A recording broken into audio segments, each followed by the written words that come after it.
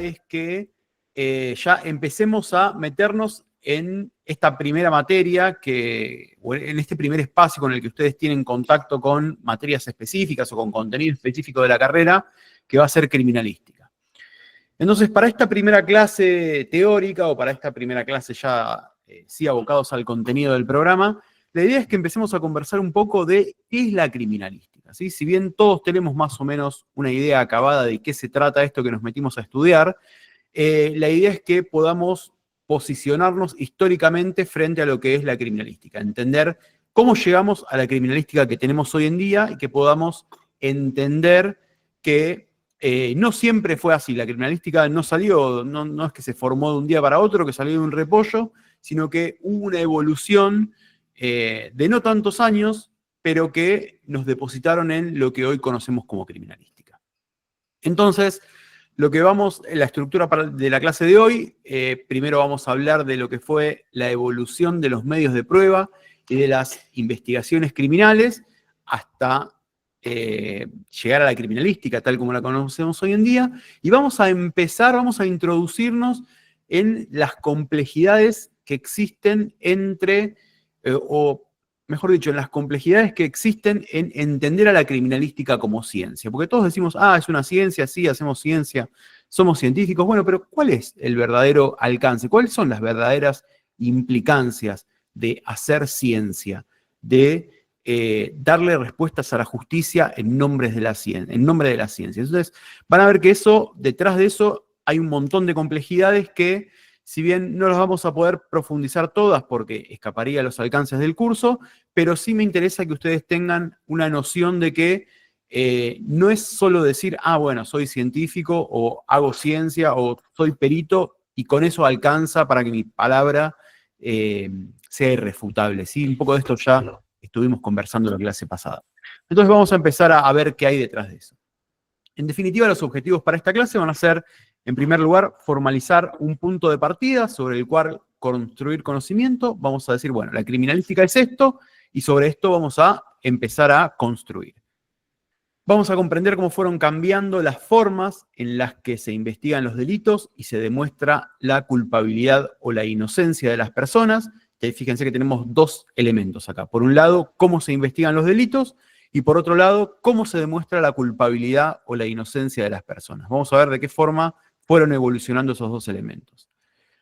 Después vamos a conocer algunos de los precursores de las disciplinas forenses actuales, de las disciplinas que conforman a la criminalística. No me voy a detener a hacer un estudio histórico demasiado profundo, pero sí me interesa que ustedes, cuando escuchen de algunos nombres, los puedan relacionar con la disciplina. Sepan quiénes fueron los que empezaron con esto de empezar a hacer ciencia, o comenzaron a hacer ciencia para tratar de darle respuestas a la justicia. Entonces, hay algunos nombres importantes que me interesa que ustedes conozcan.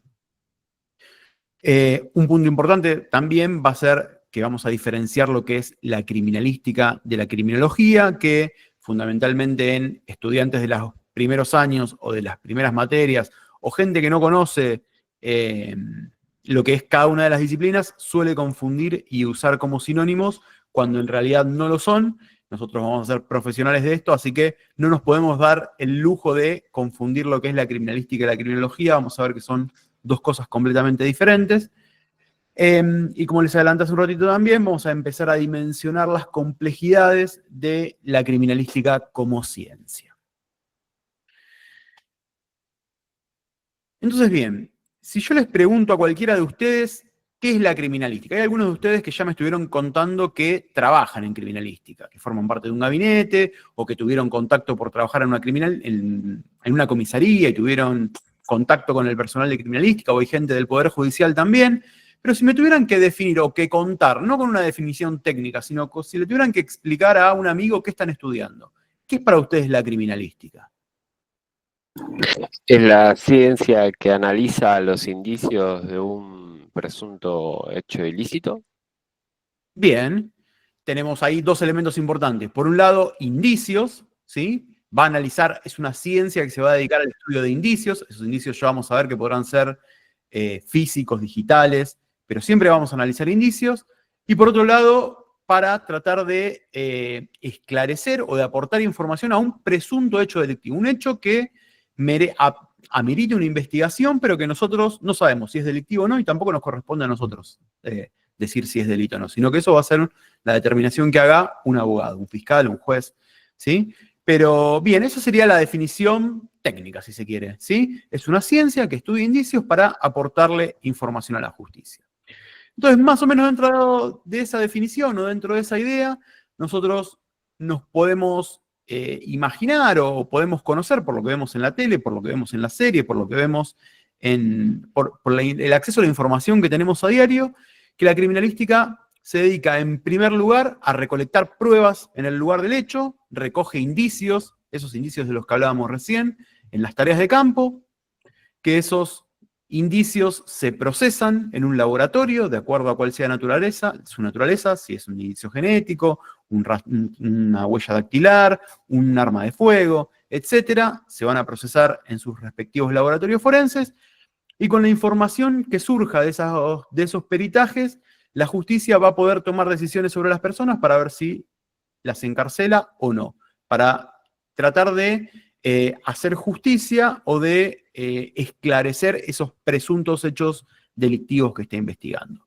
Entonces, a grandes rasgos y sin profundizar demasiado, la criminalística es la ciencia que se encarga de todas estas cuestiones. Recolectar evidencia, procesarlas y brindarle información a la justicia para que tome decisiones en las causas penales.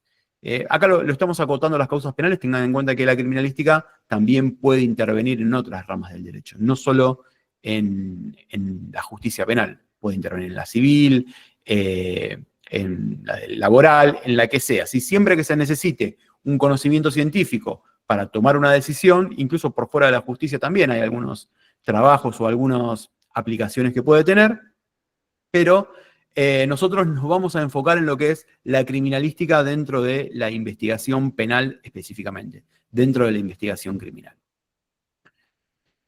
Entonces, esa idea que recién les planteaba, de recolectar evidencias, procesarlas y brindarle información a la justicia, no siempre fue así, ¿sí? Si bien hoy nos parece un proceso natural y quizás muchos de ustedes no se habían puesto a reflexionar sobre que antes no era así o sobre que había habido otros métodos en la antigüedad de investigar los presuntos hechos delictivos y de esclarecer esos presuntos hechos delictivos, es decir, de determinar la culpabilidad y la inocencia de las personas.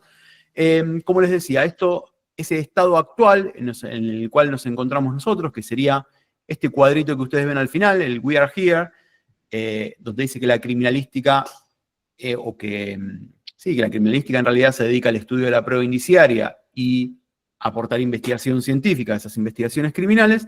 Fíjense que es producto del devenir de la evolución de los medios de prueba por un lado y de las investigaciones criminales por otro. Entonces, lo que vamos a hacer en la primera parte de la clase es ir recorriendo o desandando este camino. Primero vamos a hablar de cómo evolucionaron los medios de prueba. Los medios de prueba son las formas que la justicia tiene de demostrar si una persona, si un acusado es culpable o inocente, ¿sí? Y por otro lado, vamos a desandar el camino de la evolución de las investigaciones criminales. Es decir, de qué forma la justicia investigaba esos presuntos hechos delictivos en la antigüedad, hace algunos años, y cómo llegamos hasta las investigaciones actuales. Empecemos entonces por los medios de prueba. Y la etapa número 1 que nosotros veíamos ahí marcada, nos hablaba de la etapa de la divina providencia o de las ordalías o del juicio de Dios. Entonces, ¿en qué consistía esta primera etapa histórica, esta primera etapa de evolución? Bueno, básicamente, durante la Edad Media, lo que se hacía no era recolectar pruebas o hacer un análisis científico sobre alguna evidencia para juntar información y determinar si una persona era culpable o inocente, sino lo que se hacía era someter al acusado a determinadas pruebas, ¿sí? Y de acuerdo a cuál fuera el resultado de esas pruebas, en realidad lo que se decía era que Dios se iba a manifestar en esas pruebas generando un determinado resultado. Por eso decimos que es la etapa de la divina providencia o de los juicios de Dios, porque los hombres no se hacían cargo, digamos, de determinar la culpabilidad y la inocencia, sino que ponían esa decisión en manos de Dios a través de estas pruebas que recién le comentaba. Entonces, ¿cuáles eran esas pruebas? Por ejemplo, a las que sometían a los acusados para ver si eran culpables o inocentes, para que Dios manifestara si esa persona era culpable o inocente. Bueno, en primer lugar, fíjense, acá tenemos en el primer gráfico, en el que ustedes ven a la izquierda, una de esas pruebas podía consistir en que ataban a una persona a una silla y la sumergían en un río de agua helada. Entonces, si se ahogaba, quería decir que esa persona era inocente, entonces Dios la iba a coger en la santa gloria por ser una persona inocente y por no ser culpable del delito que se le acusaba. Y por el contrario, si el río o el curso de agua expulsaba a la persona hacia afuera, eso quería decir que la persona era culpable, entonces se la sacaba y se la sometía a un castigo, ¿sí? Lo mismo es lo que ustedes pueden ver en la imagen número 2, pero sin la silla, acá ya directamente lo ataban con sogas y lo sumergían. O bien una prueba a la que se podía someter a los ladrones era, por ejemplo, a hacerlos retirar un objeto pesado del fondo de una olla de agua hirviendo. Entonces, si cuando la persona sacaba la mano o sacaba el objeto no tenía ningún tipo de quemadura, la persona era inocente, y por el contrario, si tenía alguna llaga, alguna lesión o algún tipo de signo que le dejara el agua hirviendo, quería decir que era culpable. Entonces, se imaginarán que este no era un método muy confiable para verdaderamente dilucidar si una persona había cometido o no un delito. Era más bien un sacarme la responsabilidad de encima, que Dios diga, le preguntamos a Dios, que Dios se manifieste y de acuerdo a lo que suceda en esa prueba, y bueno, era el designio de Dios.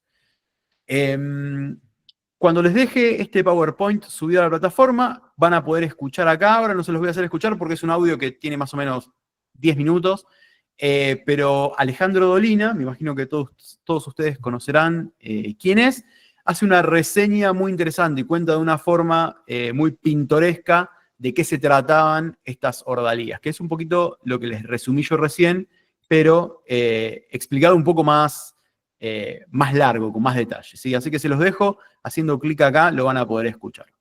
Pero bueno, entonces esta era la etapa de la divina providencia, de las ordalías o del juicio de Dios, en el cual los hombres no tomaban la decisión, sino que confiaban en ese poder divino, y ese poder divino se manifestaba a través del resultado de estas pruebas a las que sometían a los acusados. Este video sí se los voy a mostrar, que es un pequeño fragmento de un capítulo de Los Simpson, en el cual queda explicado esto que yo les contaba recién de cómo funcionaban estas ordalías.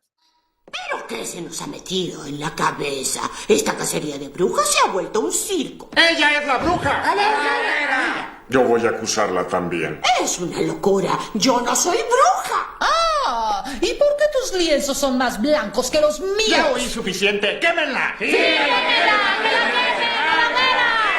Aldeanos, no nos vamos una chusma iracunda. Marga Simpson tiene derecho a un proceso. Bueno, el proceso es así. Te sientas en la escoba y te arrojas al abismo. ¿Qué? Pues claro, si eres inocente tendrás una muerte cristiana honorable. Mas si acaso eres consorte de Satán, usarás tu escoba para salvarte. Y entonces volverás aquí a torturar y a decapitar un rato. Duro pero justo. ¡Alto! ¿Qué no dice la Biblia? No juzgues, pues serás juzgado. Así debe de ser. Creo que es justo. La Biblia dice muchas cosas. Arrójenla.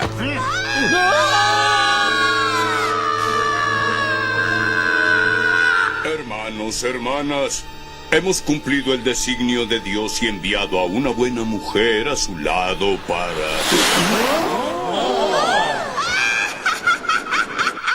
Bueno, calma, es muy temprano para hacer conclusiones. Soy hijo de una bruja escaldufa. Bueno, vieron que en este caso resultó que Marge era culpable de lo que se le acusaba. Pero bueno, lo que quiero que entiendan es cómo funcionaba el mecanismo. Lo dejaban básicamente en manos de Dios. Entonces, vamos a seguir avanzando dentro de lo que es la evolución de los medios de prueba. Ya vimos que esta etapa número 1 de la Divina Providencia, de las ordalías, no funcionaba de la mejor forma, no nos permitía llegar a verdaderamente saber si la persona había cometido el delito del cual se le acusaba o no.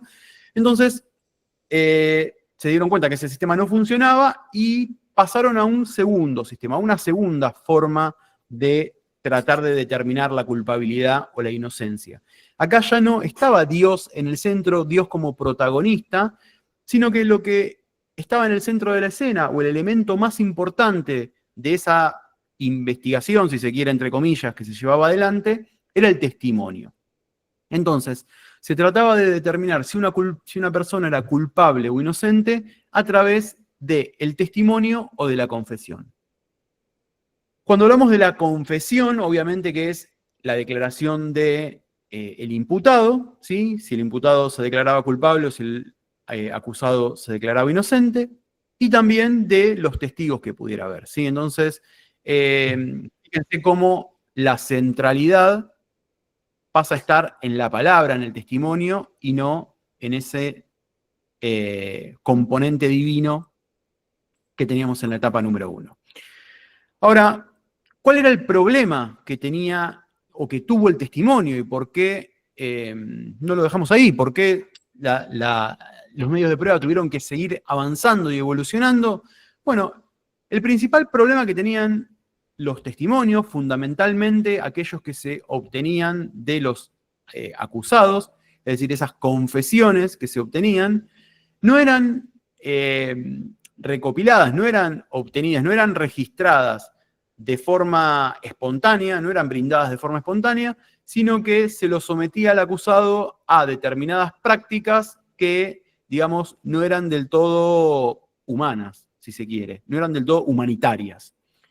Por ejemplo, una de las prácticas a las cuales sometían a los acusados era atarlo, taparle la nariz y echarle agua en la boca hasta que se iba ahogando, y ahí le preguntaban si había cometido o no determinado delito.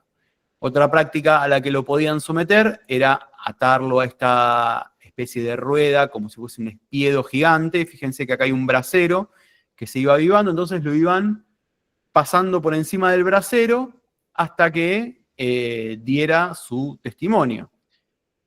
O también podían utilizar este elemento que ustedes ven en la fotografía, en la tercera imagen. ¿Se imaginan cómo se usaba ese elemento? Es de la época de la tortura. En ese caso se ataba a la persona arriba y se le iba aflojando para que se introduzca por la parte del recto y se lo terminaba partiendo a la persona. Exactamente, ¿sí?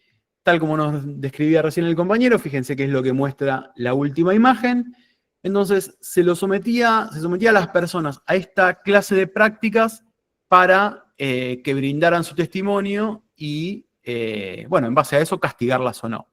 Y fíjense lo que dice Michel Foucault en su libro Vigilar y Castigar, que en realidad es un fragmento de otro autor que hace Foucault, respecto de los tormentos, respecto de las torturas que se le aplicaban a las personas para obtener esos testimonios. Nos dice que el tormento es un medio peligroso para llegar al conocimiento de la verdad. Por eso los jueces no deben recurrir a él sin reflexionar. Nada más equívoco. Hay culpables con la firmeza suficiente para ocultar un crimen verdadero y otros inocentes a quienes la intensidad de los tormentos hace confesar crímenes de los que no son culpables. Básicamente, lo que decía este autor de la época es que cuando someten a tortura a las personas, hay culpables que tienen la fortaleza suficiente para no decir nada, y hay inocentes que confiesan haber cometido cualquier crimen con tal de no seguir siendo sometidos a estas prácticas. Entonces acá vemos claramente cuál es el problema de intentar llegar a la verdad, de intentar esclarecer un hecho a través del testimonio del acusado. Respecto de los testigos presenciales, el problema que tenemos es otro, y en realidad, si bien hoy en día se siguen utilizando los testimonios dentro de las investigaciones criminales como elemento para establecer o para tratar de reconstruir qué fue lo que sucedió o para tratar de esclarecerlo. El problema está cuando nosotros construimos un caso o tratamos de esclarecer un caso exclusivamente de acuerdo a los testimonios. ¿Y cuál es el problema que tienen los testigos presenciales? El problema es la subjetividad. No todos, por más que estemos observando una misma situación, la vamos a percibir de la misma forma. Ni la vamos a percibir ni la vamos a recordar de la misma forma, ¿sí? Todos de acuerdo a cuál sea nuestra capacidad auditiva, nuestra capacidad visual, de acuerdo a cuál sea nuestra capacidad de atención, a qué le estábamos prestando atención en ese momento, y fundamentalmente en hechos donde estamos bajo tensión, o bajo presión, o bajo estrés, vamos a percibir las cosas de diferente forma. Entonces quizás un mismo evento que estaba siendo observado por dos personas que estaban en el mismo lugar, lo percibimos de forma diferente. Y esto no es porque alguno de los dos testigos tenga mala fe, o quiera mentir, o quiera tergiversar los hechos, sino porque las capacidades de percepción son distintas en cada persona. Entonces tratar de reconstruir un hecho únicamente a través de estos testimonios, lo que hace es tener muchísimas limitaciones, muchísimos vacíos. Les voy a dejar este videito, a ver, ¿qué lo podemos hacer ahora? Vamos a hacer una cosa, fíjense, les voy a reproducir un video que lo que van a tener que hacer ustedes, van a ver que hay un montón de personas saltando la soga, ¿sí? Ustedes lo que me van a tener que decir es cuántas veces saltan la soga las dos chicas que están con remera verde, ¿sí? Vamos a tratar de hacer ese ejercicio de atención. Se tienen que concentrar únicamente en las dos chicas de verde y contar cuántas veces saltan la soga en total. Vamos a ponerlo y... Specifically designed to test your spatial awareness. Meet the Brain Games Double Dutch Game. A partir de que suena el silbato, que suena la bocina, tienen que contar cuántas veces saltan las chicas de verde, ¿sí?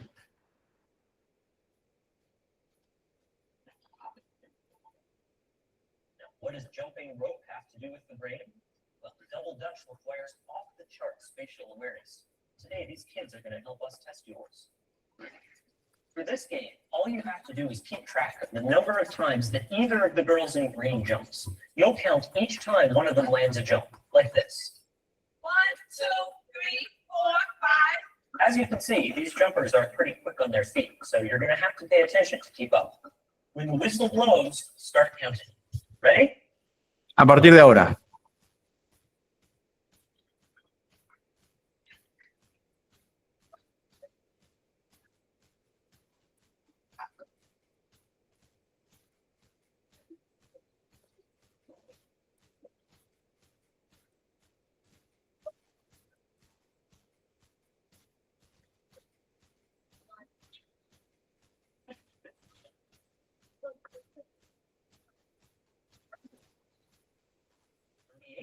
If 38 era la respuesta. Entonces, más allá de la respuesta, que en realidad era 38, y es verdad, cuando se meten las dos a saltar, suele ser un poco más confuso, las preguntas que vienen después sobre este video es, ¿cuántos de ustedes vieron al gallo que pasaba bailando? ¿Vieron que pasaba un gallo? Sí. ¿Todos lo vieron? Bien. No, ¿Y si les yo no. pregunto? No lo vi. No, yo tampoco. No, sí, Bueno, lo yo vimos sí. recién, pero no mientras estábamos contando, me parece. Claro, bueno, esto es más gracioso hacerlo en clase, porque ahí les veo la cara a todos. Ahora me dicen todo que lo vieron, pero en realidad son pocos los que lo ven. Mientras están saltando la soga y ustedes se concentran en saltar la soga, ven a un gallo que pasa por atrás y la mayoría nunca lo detecta. Y si les hago otra pregunta, ¿de qué color era el fondo sobre el cual saltaban? Vieron que del fondo había una pared de color. A mí me parece ¿De qué que es color roja, era? pero no estoy seguro. Cambia de color. Cuando comienza era negro y después se cambia a rojo. Va cambiando de color. Bien. ¿Quién más? ¿Quién dice que era de un color o que cambiaba o de qué Verde. color? ¿Verde? Bien, tiene razón Matías, la pared iba cambiando. Sí. Iba cambiando de color. Y no solo eso, sino que ¿cuántos de ustedes se dieron cuenta de que las chicas que iban moviendo, que iban haciendo girar la soga también cambiaban? Es lo ¿Se dieron mismo, cuenta de eso? una de las chicas Sí, de verde sí, desapareció también. Sí, de ¿Cómo? eso me di cuenta de los cambios de los que daban con la soga. Bien, bueno, pero fíjense cómo hay un montón de cosas que fueron pasando en esa escena que no todos las percibíamos. Por ahí nos enfocábamos en una, o percibíamos otra, percibíamos el color y no veíamos al gallo, o no nos dábamos cuenta que cambiaba la gente, y estábamos todos prestándole atención a una misma escena. Bueno, esto mismo es lo que pasa en cualquier evento de la vida cotidiana, ¿sí? Todo lo que nosotros percibimos, de acuerdo a donde tengamos centrada la atención, hay cosas que vamos a percibir y cosas que no. Entonces, imagínense que esto era un delito y nos estaban interrogando sobre qué pasaba, y bueno, capaz que había respuestas que no podíamos dar o que pensábamos que eran de una forma y en realidad eran de otra, ¿sí? Entonces, este ejemplo lo que viene a demostrar un poco es esta limitación en la capacidad de percepción que tenemos, que es inherente a la condición humana, ¿sí? Los seres humanos no podemos registrar todo como si fuese una película, sino que de acuerdo a dónde tengamos puesto el foco de atención y cuáles sean nuestras capacidades cognitivas en ese momento, vamos a percibir de determinada forma. Otro ejemplo que está en este video o en este PowerPoint, y se lo voy a dejar para que lo vean ustedes lo mismo cuando lo suba, es este experimento social que hizo la BBC. Son 2 videitos. Este lo pueden ver en YouTube y les recomiendo que se pongan los subtítulos en castellano para que puedan entender bien qué es lo que va sucediendo. Son 2 videitos muy cortos y de lo que trata básicamente el primer video es una experiencia que hacen en la cual convocan a un montón de gente, creo que son como 10 personas, a que hagan una entrevista laboral. Entonces los reúnen, les dan cosas para hacer y de repente en el medio de esa actividad hacen un break y van todos a almorzar. Lo que no sabían esas 10 personas es que al lugar al cual las llevan a almorzar era un bar que estaba todo con cámaras, estaba todo microfoneado, con cámaras y los estaban observando. Entonces, al momento en que se sientan a comer, entran 2 actores y hacen una recreación de una escena violenta, ¿sí? Como si hubiese una pelea, uno apuñala a otro, viene la ambulancia, hay uno que muere, se lo llevan, viene la policía. Toda esa escena violenta a la vista de estas 10 personas que habían ido a almorzar. Entonces, una vez que eso termina, obviamente que no les dicen que era una actuación, sino que ellos lo viven como si fuese un evento real, los agarran a los 10 por separado, les muestran las fotos de quiénes eran las personas que habían estado en ese bar, mezcladas con otras fotos, digamos como si fuese una rueda de reconocimiento, y les piden que identifiquen a cada una de esas fotos qué rol había cumplido en esa lucha que se había dado en el bar.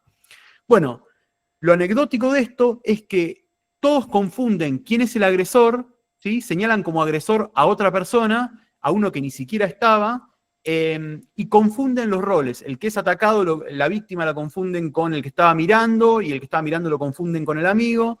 Entonces, este ejercicio lo que hace es demostrar de nuevo que no solo la capacidad de atención humana es limitada, sino que la capacidad de reconocer personas que intervinieron en un hecho también es limitada y que puede confundirse.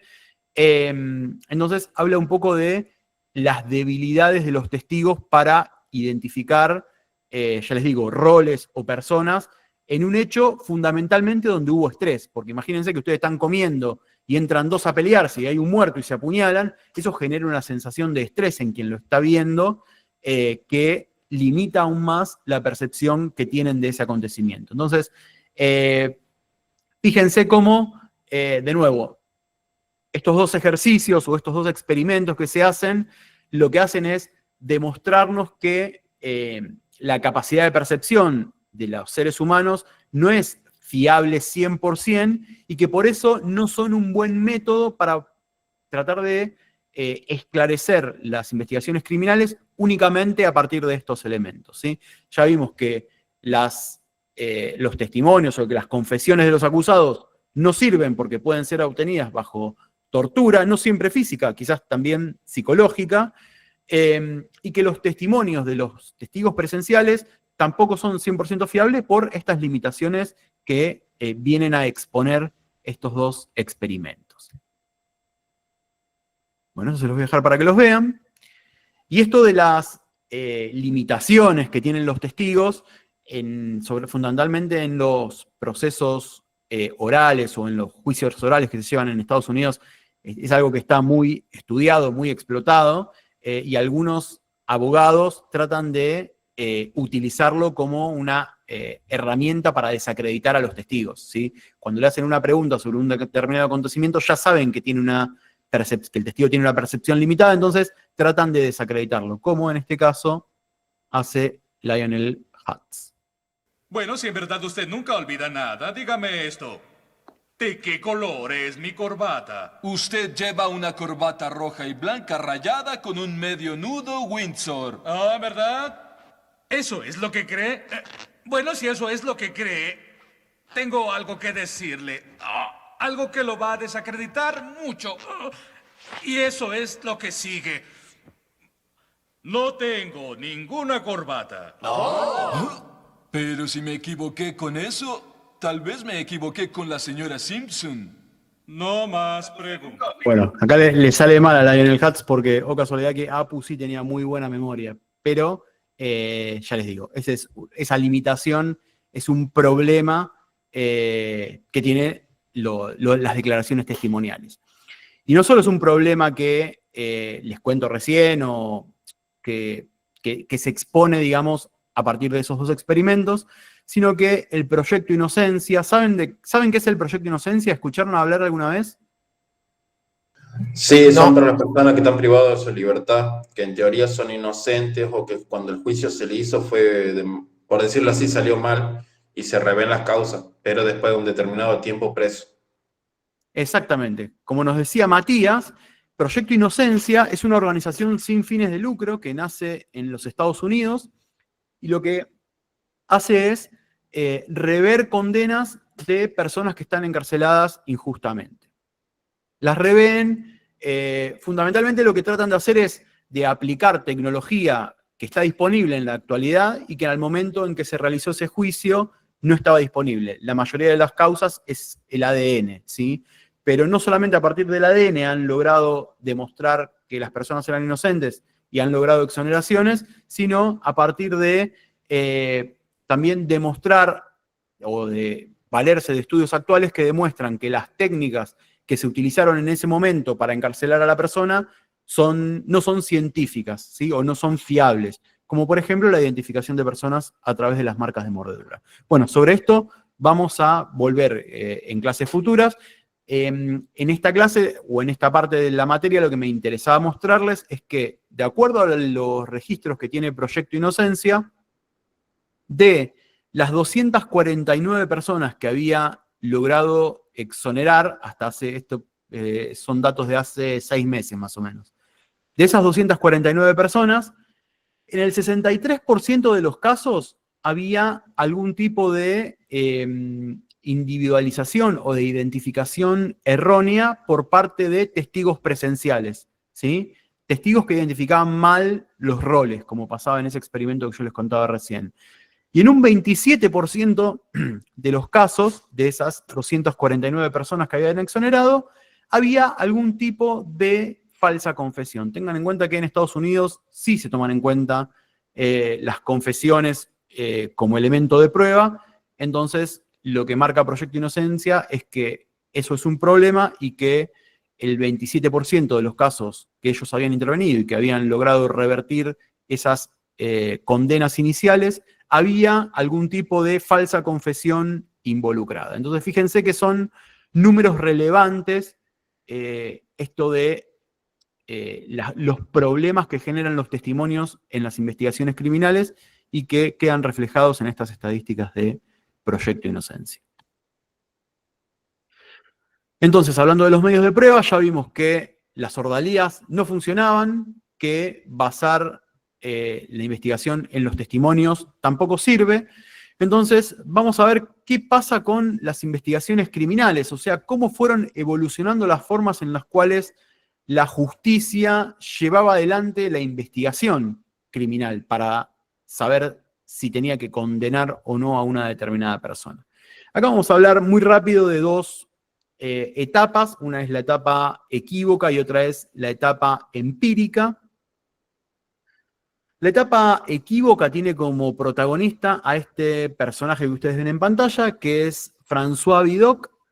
Vidocq tiene la particularidad de que era un delincuente francés que vivió entre 1775 y 1857, y la particularidad de este delincuente es que un día decidió transformarse en policía.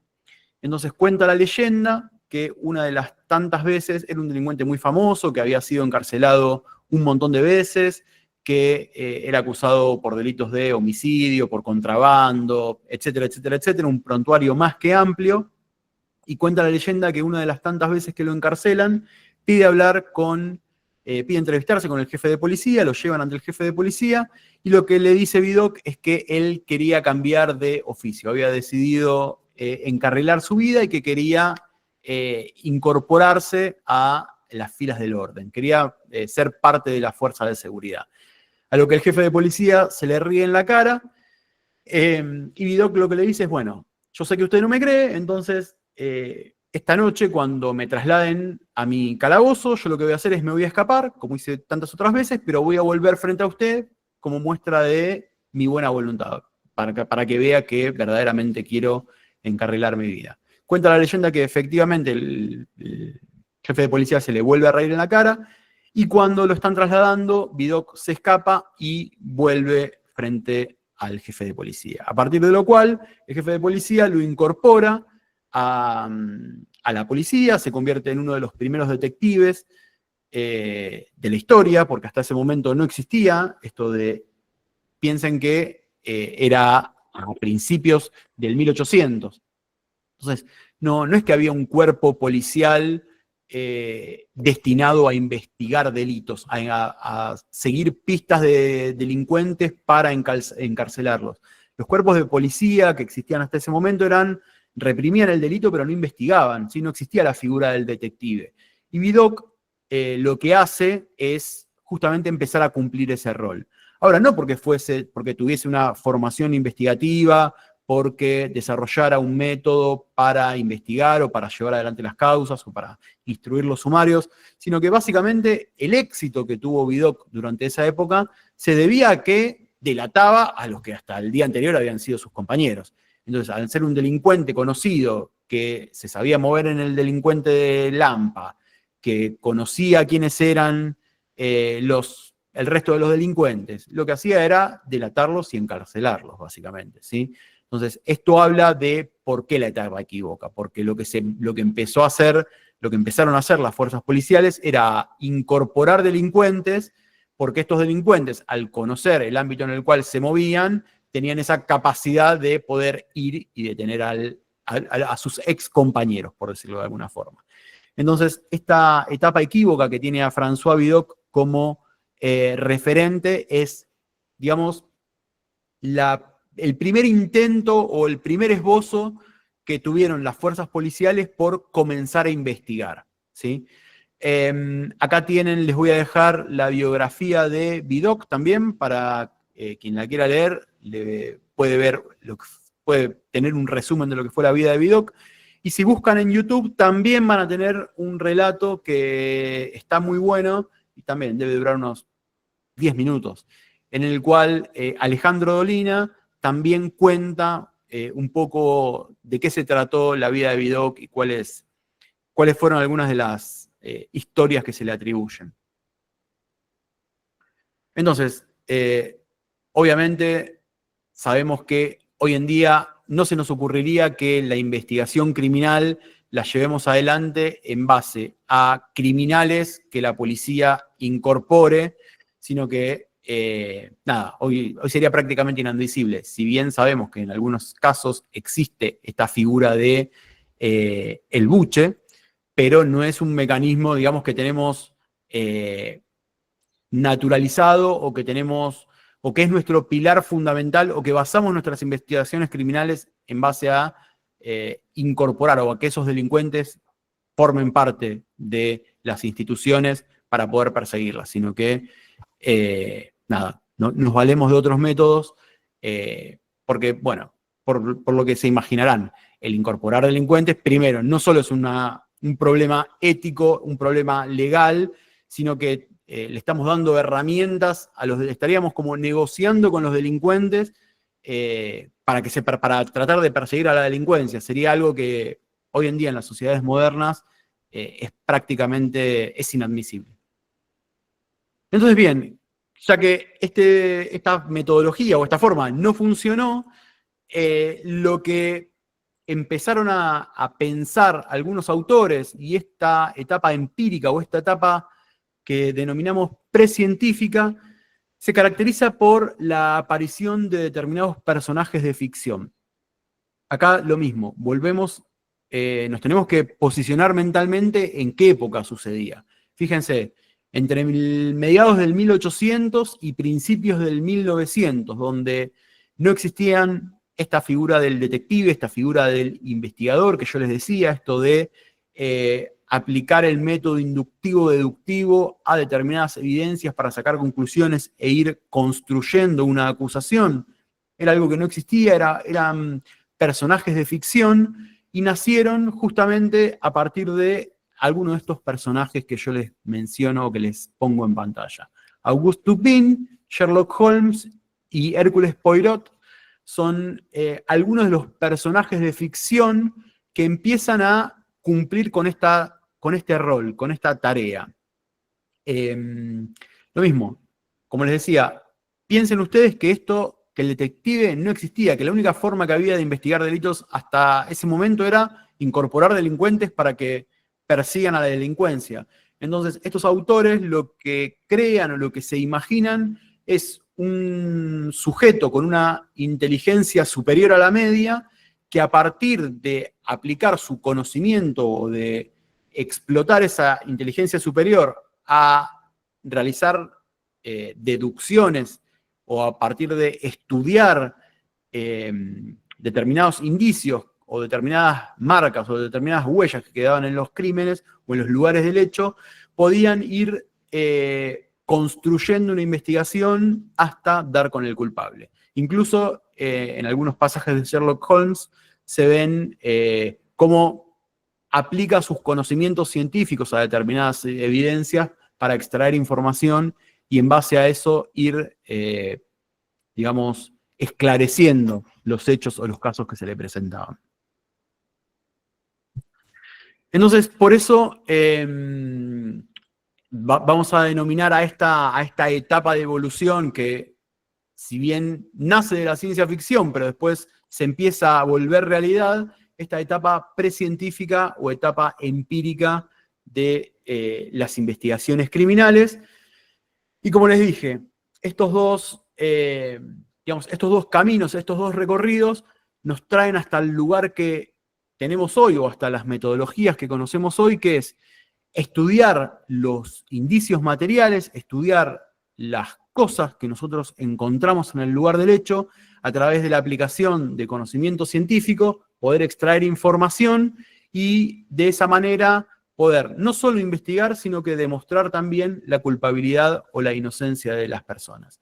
Esta etapa comenzó a fines del 1800 y dura hasta hoy, que nos encontramos dentro de esta etapa científica.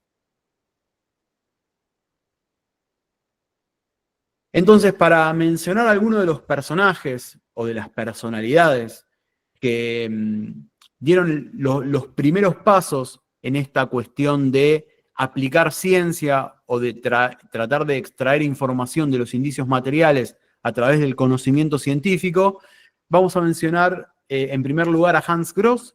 Hans Gross nació en 1847 y vivió hasta 1915. Lo consideramos al padre de la criminalística porque fue el primero en utilizar ese término, ¿sí? El primero que acuñó el término criminalística y lo plasmó en este librito que ustedes ven abajo, que es el Manual del Juez de Instrucción, fue Hans Gross, y lo que él empezó a decir era esto, era que era posible aplicar ciencia a los indicios materiales para poder construir acusaciones fundadas en la ciencia, ¿sí? Si se quiere. Entonces, para poder esclarecer hechos a través del método científico. Uno de los precursores en esta clase de investigación y en esta clase de aplicación fue Hans Gross, bajo el nombre de criminalística. Otro de los precursores es Francis Galton. Francis Galton, fíjense, también vivió,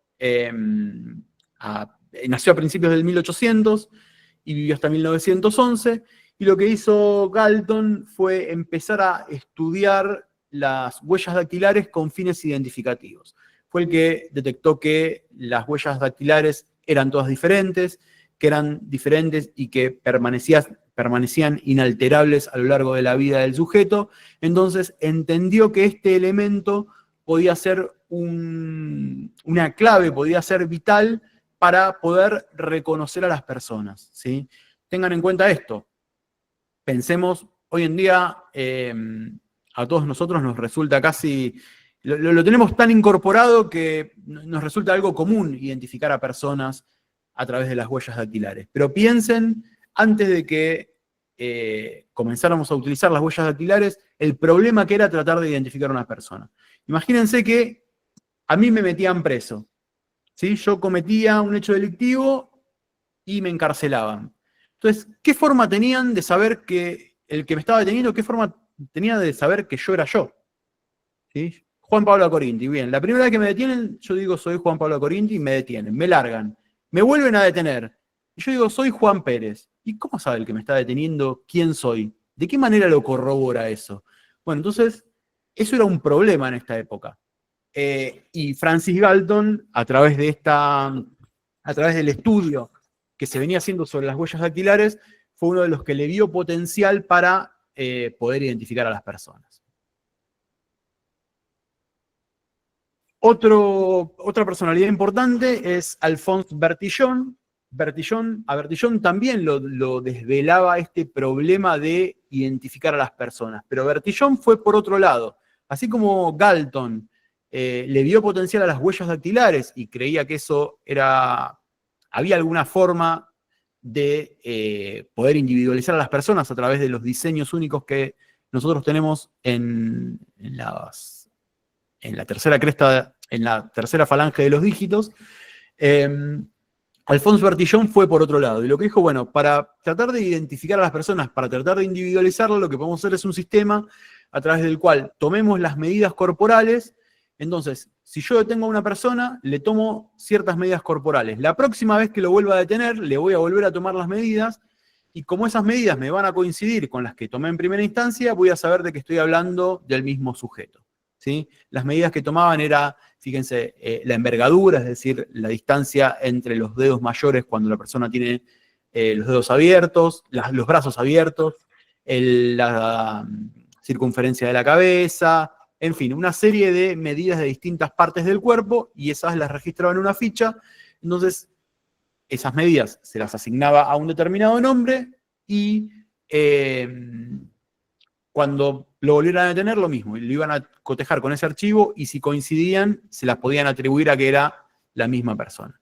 El problema que tuvo este sistema es que, se empezaron a encontrar personas que compartían esas medidas. Entonces ahí empezó a fracasar el sistema, porque si yo tengo 100.000 personas que tienen las mismas medidas corporales, cada vez que detenga uno de esos me va a dar distintas identidades, ¿sí? Entonces, si bien Alphonse Bertillon fue uno de los primeros que intentó crear un sistema para identificar a las personas, fundamentalmente para identificar a los delincuentes, este sistema que él trató de implementar tenía esta falencia, y por lo cual no pudo prosperar demasiado más allá de sus intenciones. Otra personalidad importante que hizo uno de los aportes que hasta el día de hoy siguen siendo uno de los pilares de la criminalística es Edmond Locard. Edmond Locard fue quien creó el primer laboratorio de criminalística en Lyon, en Francia, y también fue el que enunció uno de los principios más importantes que tiene la criminalística, que es el principio de intercambio. Si ustedes lo buscan o lo ven en manuales o ven algunas traducciones, muchos lo tradujeron ese principio de intercambio como algo así como cada contacto deja una marca o cada contacto deja una traza. Acá en este artículo que yo les dejo acá en pantalla, que es la Declaración de Sydney, los autores hicieron una traducción un poco más fiel a lo que había dicho Lockhart, y lo que dijo es que lo cierto es que nadie puede actuar con la intensidad necesaria para realizar una actividad delictiva sin dejar múltiples señales de su paso. Los tipos de evidencia que quiero mostrar aquí son de dos tipos. A veces el criminal ha dejado señales de su presencia en la escena y a veces, a través de la acción inversa, él o ella se llevan con ellos en su cuerpo o en su ropa signos de su presencia o de sus acciones. Dejadas o tomadas, estas marcas son de tipo extremadamente diferentes. Lo que dice Lockhart es que siempre que alguien comete un delito, o va a dejar cosas o se va a llevar cosas de ese lugar, ¿sí? Entonces se va a producir un intercambio entre el delincuente y el lugar. Nosotros eso hoy en día lo conocemos como principio de intercambio y es uno de los principios rectores de la criminalística, es uno de los motivos por los cuales nosotros hacemos lo que hacemos, esto de ir al lugar del hecho y ver qué hay en ese lugar, qué dejó el delincuente o qué se llevó el delincuente de ese lugar. Y básicamente lo que nos dice el principio de intercambio es que siempre que se comete un hecho delictivo va a haber un intercambio de indicios materiales entre el lugar del hecho, el agresor y la víctima, ¿sí? Va a funcionar como estas dobles flechas que ustedes ven en pantalla. Entonces, lo que hacemos nosotros como criminalistas es tratar de detectar esos elementos que se intercambiaron, ¿sí? Para poder recolectarlos, analizarlos y después sacar conclusiones. Pero entonces, uno de los principales aportes que hace Edmond Lockhart a la criminalística moderna es este principio de intercambio. Otro que les quiero mencionar, ya en la rama de la balística forense, es Calvin Goddard. Calvin Goddard, fíjense, nació en 1891 y vivió hasta 1955 y se dedicó fundamentalmente a la balística forense. Calvin Goddard fue uno de los primeros en trabajar lo que es la identificación balística, tanto de vainas como de proyectiles, y también fue uno de los que contribuyó al desarrollo del microscopio comparador. ¿Saben lo que es? ¿Vieron alguna vez un microscopio comparador? Esos que se usan para estudios balísticos. Sí. Sí, sí. Ya lo vamos a ver y si no, quizás vayamos incluso hasta al laboratorio y lo puedan ver en vivo, pero esos primeros microscopios que ayudó a diseñar Goddard son como los que ustedes ven acá en la imagen de la derecha. Ven que a través de un ocular puede ver dos elementos distintos, ¿sí? Cada uno de estos objetivos se le puede posicionar un elemento distinto y a través de este único ocular se pueden ver los dos elementos a la vez. Eso lo que permite es comparar ambos elementos en un mismo campo visual, ¿sí? Entonces, este fue un avance muy importante para la balística forense, incluso hasta que se sigue utilizando hoy en día. Entonces, Calvin Goddard lo tenemos como uno de los precursores de la balística forense. Y el último, y el más importante para todos nosotros, obviamente, va a ser don Juan Vucetich. Juan Vucetich nació en 1858, vivió hasta 1925. Lo conocemos como el creador del sistema dactiloscópico argentino y también por tener el mérito de haber sido la primera persona que utilizó el estudio de huellas dactilares para esclarecer un crimen, ¿sí? El primer crimen que se esclareció por huellas dactilares fue en la ciudad de Necochea. Fue el caso de Francisca Rojas. Eso también hay un montón de información en internet para quien quiera profundizar, lo puede buscar. Y el principal aporte que hizo Vucetich a la criminalística fue la creación de un sistema que permitía registrar y archivar las huellas dactilares de las personas, no solo de los delincuentes, de las personas que estaban detenidos, sino también de los civiles comunes. Digamos que sí, inventó un método para poder fichar y archivar esa información de una determinada forma, de una determinada manera, de llevar un orden en ese registro, en ese archivo, y así poder utilizarla. Porque imagínense que si yo tuviese un montón de personas fichadas, un montón de fichas, pero esas fichas no tengo una forma de ir a buscarla o no tengo una forma de organizar y de sistematizar toda esa información, por más que todos tengamos huellas dactilares diferentes, si yo no lo puedo comparar, no lo puedo cotejar, no me sirve de nada. Entonces lo que ideó Vucetich fue justamente esto, un sistema a través del cual se podía fichar a las personas, obtener los diseños papilares de cada una de las personas, archivarlos de una forma ordenada, y que cuando yo en una circunstancia X volvía a fichar a esa persona, podía ir al archivo y encontrar de qué persona se trataba. ¿Sí? Este juego que les proponía hace un ratito de, imagínense que yo cometo un delito, doy un nombre X, vuelvo a cometer un delito y doy otro nombre, bueno, ya no puede pasar con este sistema que idea Vucetich, porque a la primera vez que a mí me meten preso y me fichan, ya van a estar mis fichas guardadas y registradas en una determinada posición de ese fichero. Cuando me vuelven a detener y me toman las fichas, tienen una forma de ir al fichero, de mirar mis huellas, ir al fichero si ya me habían identificado con anterioridad.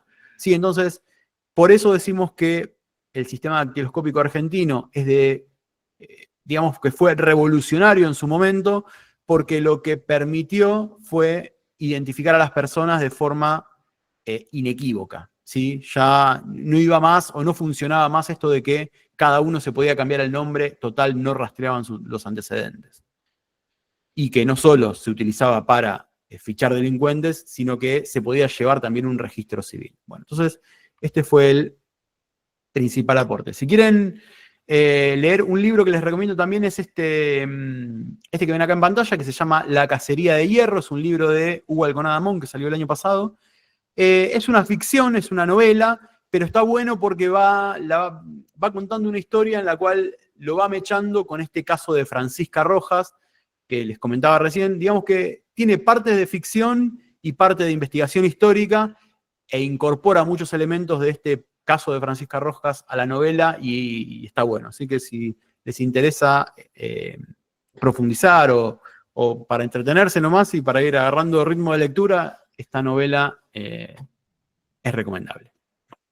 Bien, y les dejo acá el cuadrito entonces con las 6 personalidades que vimos hasta el momento.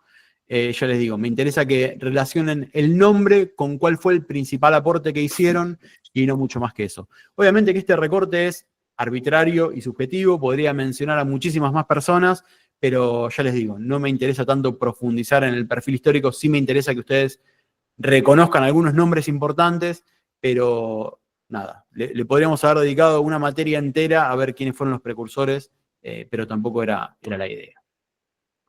Entonces, bueno, estos son este es el camino que fuimos desandando durante los últimos 130 años, si se quiere, hasta llegar a las investigaciones criminales tal como las conocemos hoy en día y los medios de prueba, a esto de aplicar ciencia a cualquier indicio material, ya sea una huella dactilar, un proyectil, una mancha de sangre, algo tan chiquito como una partícula de plomo, bario y antimonio, o el ADN que está dentro de una célula. A todo esto le aplicamos ciencia para tratar de obtener información y a partir de esa información brindársela a la justicia para que tome decisiones.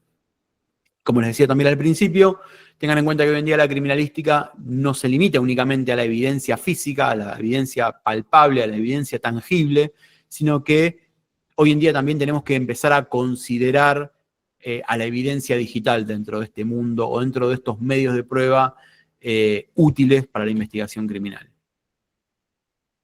Y bueno, esto fue un poco el recorrido que les comentaba recién. Acá les dejo una línea de tiempo en la cual están volcados todos los elementos de los que fuimos hablando con el correr del tiempo, ¿sí? Desde las ordalías hasta la etapa científica, hasta los precursores que mencionamos hasta hace un ratito. Y entonces con todo lo que fuimos hablando y con lo que fuimos conversando y con lo que me fueron diciendo ustedes también al principio de la clase respecto de qué es la criminalística, yo voy a tomar 2 definiciones.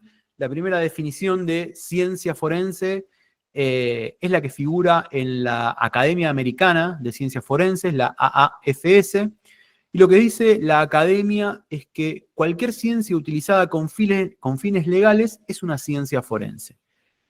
Las ciencias forenses se utilizan en todo el mundo para resolver disputas civiles, hacer cumplir con justicia las leyes penales, las reglamentaciones gubernamentales y proteger la salud pública. Los científicos forenses pueden participar en cualquier momento en que se necesite un análisis científico para encontrar la verdad y buscar justicia en un procedimiento legal. Fíjense que incorpora algunos de los elementos que yo les mencionaba al principio. Esto de que no solo tiene incumbencia en el ámbito penal, sino que también puede intervenir en disputas civiles o en reglamentaciones o en problemas donde esté en juego la salud pública. Pero siempre que se necesite de la ciencia para aportar o para tratar de llegar a la verdad en un procedimiento legal, siempre que se utilice ciencia se puede considerar a esa disciplina como ciencia forense. Fíjense que es una definición súper amplia y hay un montón de disciplinas o de ciencias o de situaciones en las cuales podemos reconocer o podríamos considerar a una ciencia forense. Y la segunda definición que les traigo es, de nuevo, de este artículo científico que yo les mencionaba, que es la Declaración de Sídney, y los autores, en este caso, definen a la ciencia forense como un esfuerzo basado en la ciencia, orientado a la investigación de casos, que estudia vestigios. Estos vestigios son restos de actividades pasadas, como la presencia y las acciones de un individuo, a través de su detección, reconocimiento, recuperación, examen e interpretación para comprender eventos anómalos de interés público, por ejemplo, delitos, incidentes de seguridad, etc. Entonces, fíjense cómo esta definición nos da un perfil más arqueológico, si se quiere, pero es más amplio y a mí, incluso en algunos puntos, me gusta más, en el que nos dice que la ciencia forense lo que hace es estudiar vestigios, estudiar estos restos de actividades pasadas, ¿sí? A través de la detección, el reconocimiento, la recuperación, el examen, la interpretación, es decir, lo que fuimos conversando que se hace tanto en el lugar del hecho como en el laboratorio, y la interpretación de esos resultados que se obtienen en el laboratorio, para comprender, acá ya no habla de presuntos hechos delictivos, sino que nos dice directamente eventos anómalos de interés público, ¿sí? Puede ser cualquier cosa, no solo un delito, no se limita a delitos. Entonces, fíjense ya, como les decía, es una definición que es bastante más amplia que la que nos da la Academia de Ciencias Forenses. Pero cualquiera de las dos está bien y en definitiva van en el mismo sentido. Entonces, estas ciencias forenses, esta criminalística, fíjense que va a estar compuesta por cualquier disciplina que nosotros, o a través de la cual le demos información a la justicia, y lo que está bueno empezar a diferenciar fundamentalmente con aquellas prácticas o aquellas disciplinas que intervienen con mayor frecuencia en las investigaciones criminales, es que estas disciplinas forenses no todas tienen el mismo nivel de desarrollo, no todas tienen el mismo nivel de fiabilidad y no todas tienen el mismo recorrido histórico, la misma solidez, si se quiere. Hay algunas disciplinas forenses que derivan de la química, que derivan de la biología, que derivan de la genética, que derivan de la antropología, etc., y que tienen bases sólidas o bases científicas que son mucho más sólidas, tienen mayor desarrollo científico y tienen fundamentos que están más consolidados, porque tienen mayor trayectoria, ¿sí? Tienen un mayor desarrollo, como la química, la biología, la física, la matemática. Son disciplinas que tienen su razón de ser, no son específicamente forenses, sino que tienen su razón de ser por fuera del apoyo que le pueden dar a la justicia y que ocasionalmente se utilizan para una investigación criminal. Sin embargo, hay otras disciplinas que por fuera del ámbito forense no tienen mucho sentido, como por ejemplo la balística, la documentología, la odorología, la papiloscopía. Estas disciplinas no tienen fundamentos científicos ni tan sólidos ni con tanto recorrido, e incluso son estas disciplinas o algunas prácticas de estas disciplinas más cuestionadas o están sufriendo cuestionamientos. Entonces, fueron desarrolladas principalmente en laboratorios policiales para tratar de dar respuesta a la justicia en determinados casos, ¿sí? Pero no tienen el mismo recorrido que las que ustedes ven a la izquierda.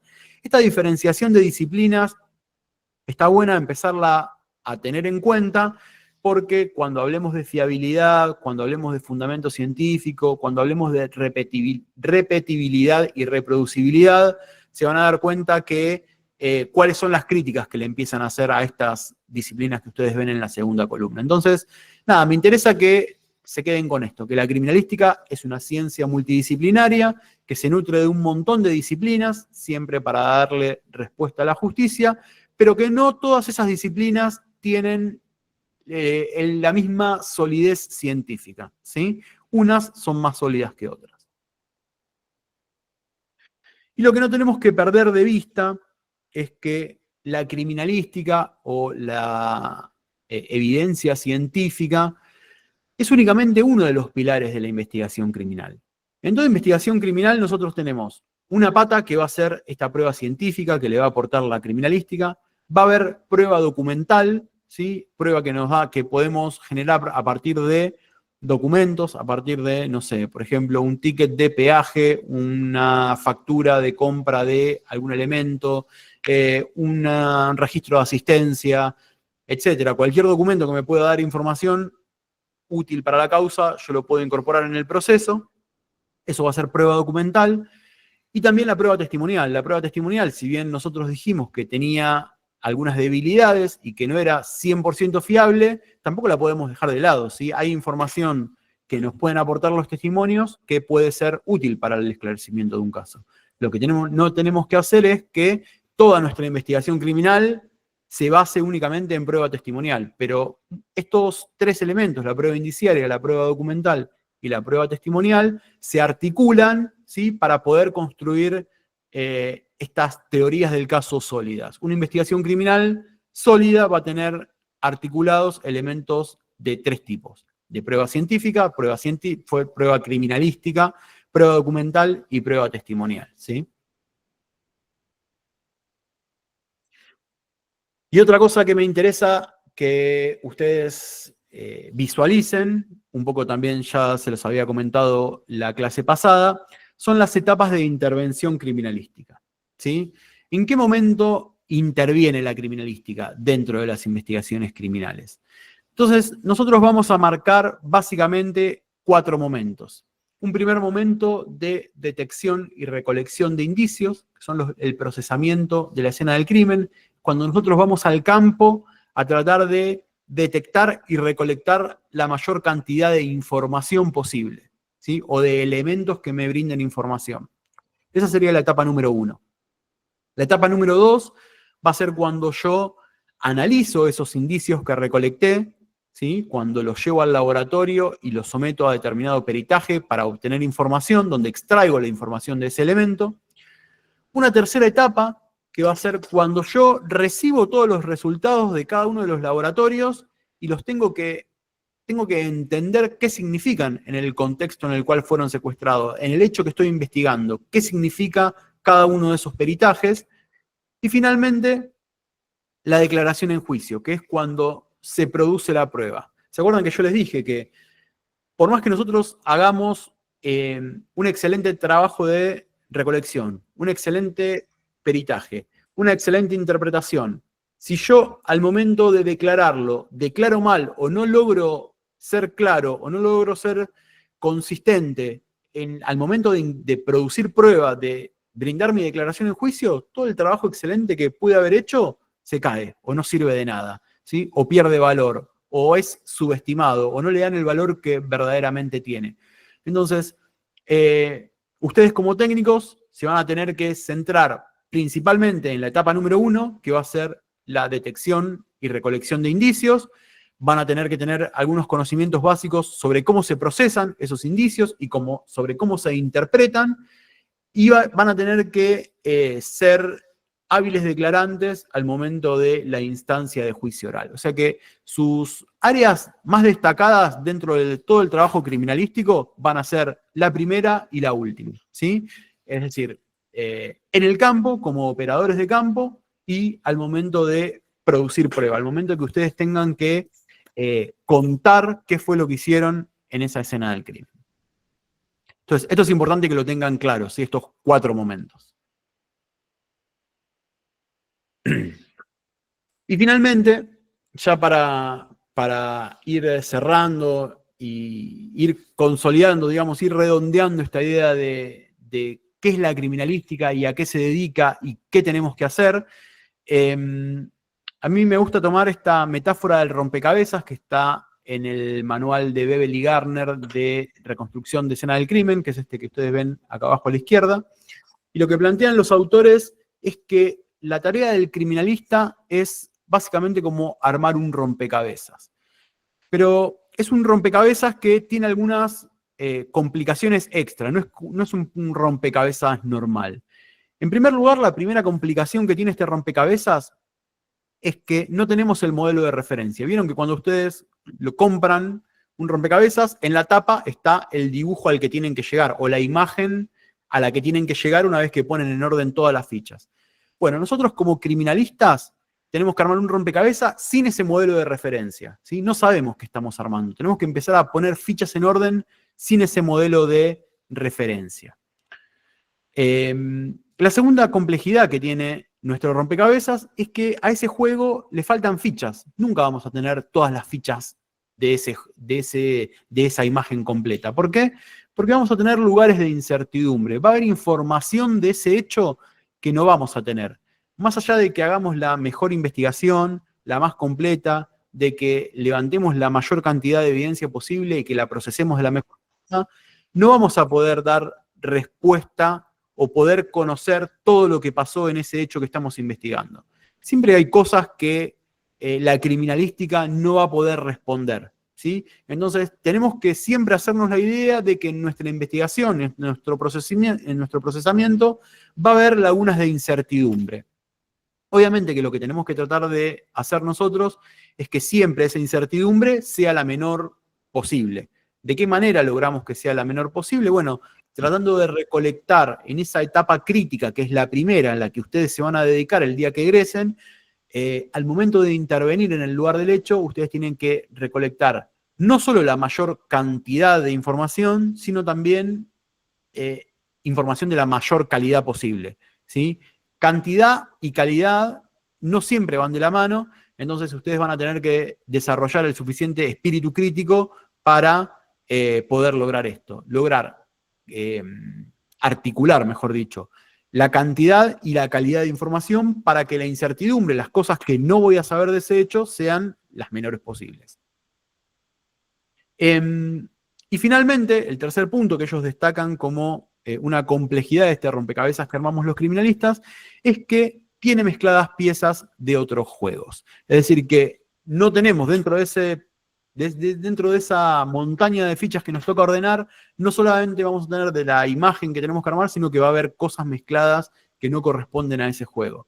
Y esto un poco hace una analogía con el trabajo del criminalista que van a hacer ustedes en el lugar del hecho. Cuando ustedes llegan al lugar del hecho, no es que mágicamente aparecen cartelitos amarillos que se empiezan a señalizar, que empiezan a señalizar los elementos que ustedes tienen que recolectar. Ustedes entran a una casa y tienen que tomar decisiones sobre todo lo que ustedes vean. Tienen que tomar decisiones sobre qué es una evidencia y qué no es una evidencia. Y ahí es donde cobra importancia este espíritu crítico del que yo les hablaba recién. Van a tener que decidir si una determinada mancha de sangre está vinculada con el hecho o no, les aporta información o no, o es de vieja data. Si un impacto de proyectil está relacionado con ese hecho y lo documentan o no lo documentan.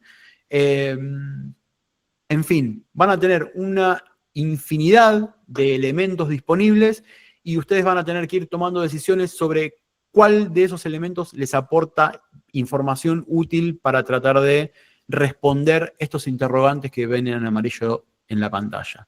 Ustedes van a tener que recolectar la mayor cantidad de información posible para tratar de responder el qué sucedió, el dónde sucedió, el cómo sucedió, el con qué sucedió, quiénes intervinieron y cuándo sucedió ese hecho, ¿sí? Entonces, ese trabajo de cuanto mejor sea el trabajo que ustedes realicen, más y mejor van a poder responder estos interrogantes y por ende, cuanto menor información haya, menos interrogantes y de peor forma se van a poder responder, ¿sí? Entonces, cuando aumente la incertidumbre, estas respuestas van a tener menos respuesta o no van a ser respondidas digamos, de la mejor manera, y cuanto mayor información tengamos, vamos a acercarnos un poquito más a la verdad. Y algo que también tienen que empezar a familiarizarse y empezar a reconocer desde ahora, justamente para evitar esta confusión entre criminalística y criminología, es que ese interrogante del por qué ocurrió un hecho, el móvil de un delito, a nosotros como criminalistas no nos importa. Si hubo un homicidio, si alguien mató a otra persona, lo que nos interesa es qué pasó, dónde, cómo, cuándo, con qué, pero por qué lo mató, la verdad, para nosotros no es relevante, ¿sí? No es información que nos interese para la reconstrucción del hecho. Del por qué se encargará la criminología, pero no nos va a interesar a nosotros como criminalistas. Entonces, nuevamente, y acá sí, haciendo un gancho con lo que vamos a empezar a ver la clase que viene, esos interrogantes de los que le hablaba recién, la criminalística los va a intentar responder a través de la ciencia, a través del conocimiento que se genera a través, valga la redundancia, del método científico, ¿sí? ¿Y por qué? Para tratar de esclarecer ese hecho, o por qué para responder esos interrogantes vamos a usar a la ciencia. Básicamente porque la ciencia es la menos imperfecta de las formas disponibles para comprender la realidad que nos rodea. Esto es aplicable a cualquier ámbito, ¿sí? Si nosotros queremos saber, no sé, cómo nos conviene o cuándo nos conviene plantar determinado vegetal para que crezca mejor o para obtener mayores réditos económicos, acudimos a la ciencia.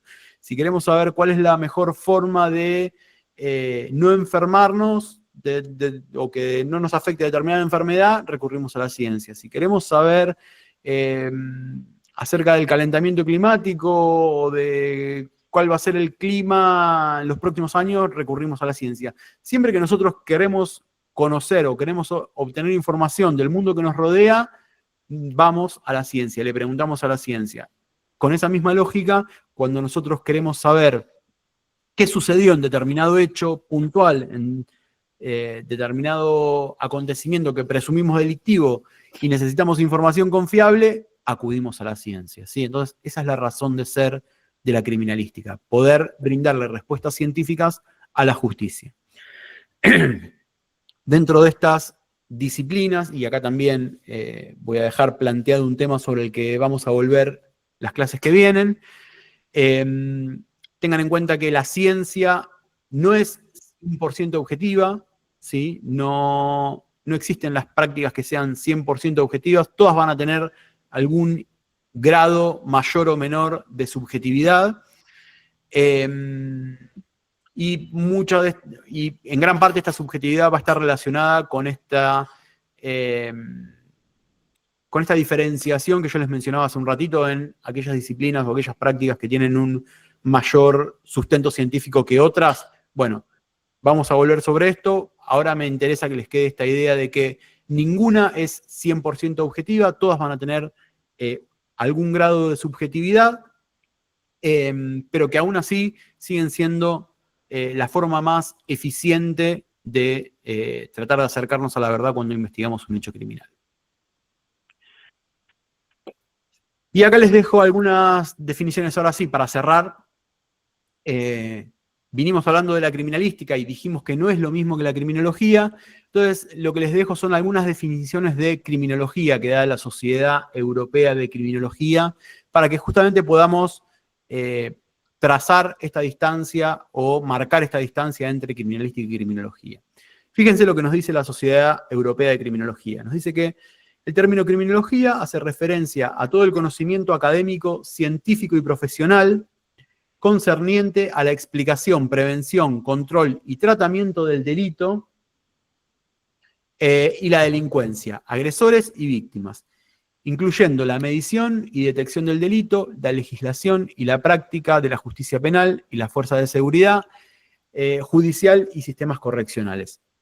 Fíjense cómo la criminología tiene, en primer lugar, que es una ciencia social, apunta al delito como un fenómeno social, y no no está interesada en responder el qué sucedió, cómo sucedió, cuándo sucedió, el esclarecer un hecho puntual, sino que tiene un abordaje más integral en lo que hace a políticas de seguridad, en lo que hace a políticas de reinserción, en lo que hace a políticas penitenciarias para la resociabilización de las personas. Tiene como un abordaje del delito que es mucho más, si se quiere, social, ¿sí? Valga la redundancia. Que es un poco lo que dice acá abajo. Fíjense, la criminología es una ciencia social, interdisciplinaria y de carácter autónomo que tiene 4 objetos de estudio: el delito, el delincuente, la víctima y el control social de la criminalidad.